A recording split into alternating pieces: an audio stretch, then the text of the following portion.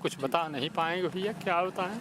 हमको तो केवल रोना आता है बस, और कुछ नहीं। इस समय 11,000 वोल्ट की लाइन जा रही, आपको पहले से पता था या पूर्व विधायक जी को पहले से पता था उनके? इसके बाद बच्चा दादी के पास से उठा और धीरे से दादी ने पूछा बेटा कहाँ जा रहे हो? बस 1 मिनट में आ रहा हूँ दादी। एक कि बहुत छोटी सी बात थी, अगर हम लोगों के संज्ञान में होता तो निश्चित रूप से इसका निराकरण तो हो ही जाता।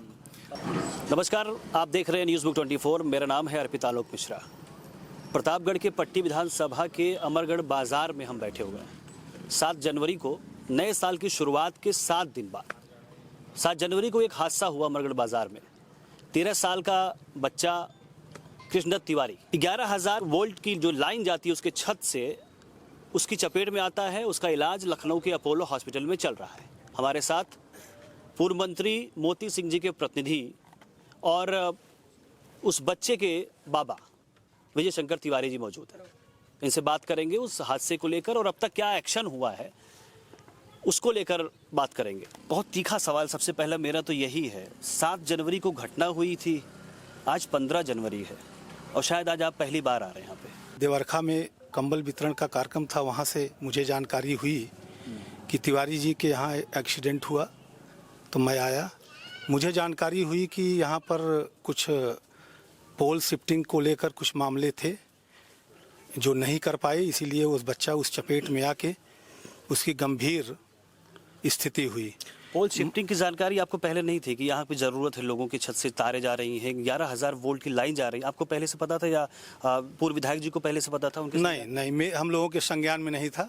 अब यहाँ के स्थानीय लोगों के संज्ञान में रहा होगा तो मैं नहीं कह सकता, लेकिन न मेरे संज्ञान में था न माननीय मंत्री जी के संज्ञान में था। अगर होता तो निश्चित रूप से अधिकारियों से कह के कुछ न कुछ कार्रवाई जरूर होती। और इसमें हमें इस बात का बड़ा दुख है कि तिवारी परिवार विद्युत की चपेट में आके इस बच्चे का जो नुकसान हुआ है उसकी भरपाई नहीं हो सकती है। मैं यही प्रभु से प्रार्थना करता हूँ कि वो जल्दी स्वस्थ हो और अपने परिवार के बीच में रहे, तिवारी जी की गोद में रहे, यही मेरी प्रभु से प्रार्थना है। और मुझे एक्शन चाहते हैं, मुझे कष्ट के नाम पे क्या करेंगे जी, मुझे कष्ट इस बात का है कि बहुत छोटी सी बात थी, अगर हम लोगों के संज्ञान में होता तो निश्चित रूप से इसका निराकरण तो हो ही जाता। अब अभी हमने यसी साहब से बात किया, उनके संज्ञान में भी बातें नहीं थी, शायद कल किसी ने बताया। वो आज आने वाले थे, नहीं आए। हमने निवेदन किया उनसे कि आप आइए, इस परिवार से मिलिए और शिफ्टिंग का जो कार्य है उसको तत्काल कराइए, नहीं तो 10-15 घर के बच्चे भी हैं, वहाँ पुरुष भी हैं, महिलाएं भी हैं, कभी न किसी दिन चपेट में आ सकती हैं तो गंभीर दुर्घटना। आपको नहीं लग रहा कि ये विभाग इतना निकम्मा है कि 8 दिन हो जाते हैं और आपको बताना पड़ रहा है कि आप इनके घर आके संवेदना जता दीजिए? नहीं, उसमें होगा, अगर ये लोग बताए होंगे तो कहीं विभाग की व्यस्तता रही होगी, मैं इससे नहीं कह सकता, इसलिए कि विभाग के पास जो है काम रहते होंगे। लेकिन हाँ, इतनी संवेदना जरूर होनी चाहिए थी। यहाँ के जो फील्ड वर्कर हैं उनको आके परिवार के प्रति अपनी संवेदना रखना चाहिए था। और अभी हमने बात भी किया जूनियर इंजीनियर से, तो उन्होंने कहा मैं आया था लेकिन परिवार से मेरी बात नहीं हो पाई।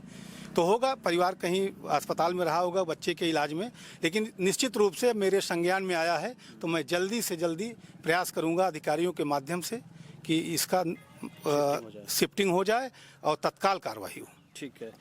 मुआवजे के तौर पे या आर्थिक सहायता के तौर पे कोई बात हुई आप?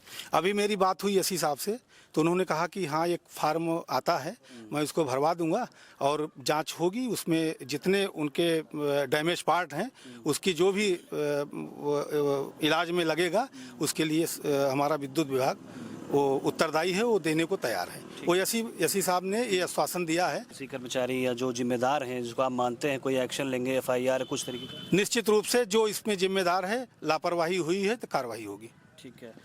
आपको बता दें कि विजय शंकर जी हैं हमारे साथ, तिवारी जी, विजय शंकर तिवारी। ये इनके इकलौती संतान है देवी प्रसाद तिवारी और उनकी भी इकलौती संतान है कृष्णदत्त तिवारी, और वो ज़िंदगी और मौत के बीच में जूझ रहे हैं। अपोलो अस्पताल में उनका इलाज चल रहा है। उनसे ज़रा बात करते हैं विजय शंकर जी से। घटना को लेकर पहले बताइए, क्योंकि देखिए आपसे बार बार वो बातें बुलवाना किसी को नहीं अच्छा लगेगा कि अब ये भावनात्मक चीज़ें हैं, संवेदना जतानी चाहिए। अब उस दिन हुआ क्या था? और उस दिन ये हुआ कि बच्चा जो है छत पर खेल रहा था। जब तक खेला हम लोग छत पर थे। इसके बाद छत से उतरा, खाना पीना खाया, दादी के पास अपने लेट गया। हम भी जो है आके अपने कमरे में लेट गए।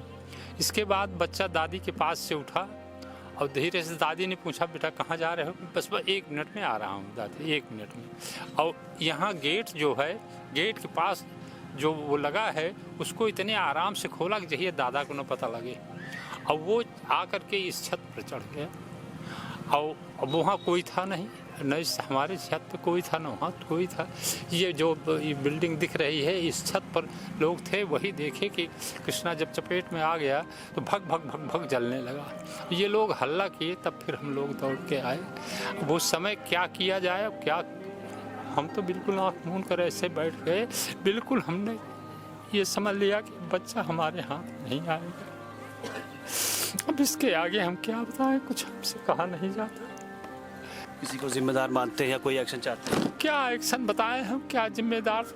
अब इतनी बार ये 2009 से आया है खंभा, और बिजली का तार आया, खंभा भी कितने दिन हो गया गड़ गया है, लेकिन कोई इसको देखने ताकने वाला नहीं है भैया, ना कोई इसको शिफ्ट करने वाला है।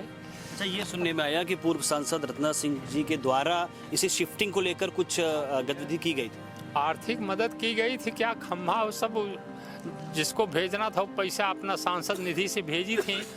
तार भी आया, खंभा भी आया, सब कुछ आया, लेकिन कोई काम नहीं हुआ भैया। कभी पैसे की डिमांड की गई लोगों बिजली विभाग से? अब बिजली विभाग से डिमांड की गई, भैया ये ठाकुर साहब हैं, वो यहाँ के वो भी हैं, और अब उन्हीं से पूछ लीजिए, हम कुछ बता नहीं पाएंगे भैया क्या होता है।